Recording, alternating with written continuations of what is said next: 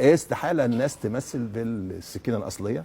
بص هو انت راجل لأن عظيم ساعة وكل حاجه، الخناقة بس انت ممكن الطريقه اللي انت الممثل بتشرح ينفعل بيها أو بتاع، حتى بتحسسني لو ان انا الممثل التاني احمق. ماسك صح. ايده او بتاع ممكن بالغلط يحصل طبعا. غلط. مش دي فأنت بديهيات يا عودت جماعه. تروح تعمل. يعني هو اللي بيقوله ده انا والله راجل انا حبه فشخ على فكره، حبه شكلا وحبه طريقه وروحا، بس مش اللي هو بيقوله ده بديهي قوي. يعني هو يعني في حد يفتكر ان الممثلين لما بييجوا يصوروا مشهد مش بيبقوا ماسكين سلاح ابيض بجد. يعني حاسس ان انت بتحكي حاجات بديهيه قوي بتحسسني ان انا مش مهتم اسمع، عارف انت. لازم نعمل زي في منها بعد كده لو حد بيغز حد تاني، يغز. لو هيضرب السكينه في بطنه ده موضوع تاني، يبقى هي لازم تبقى نفس السكينه لكن تبقى زي دي، بس حضرتك يعني اهو بتخش لجوه، بس. بتخش بسوسته ايه ده؟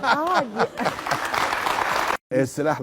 ايه يا جدعان؟ ايه الاي كيو بتاع إيه؟ ماشي انا مش هعلق، أنت راجل محترم والله، انا مش هتكلم عشان انت شكلك راجل طيب، بس يعني مش الحاجات دي بديهيه يا جدعان؟ مش دي بديهيات؟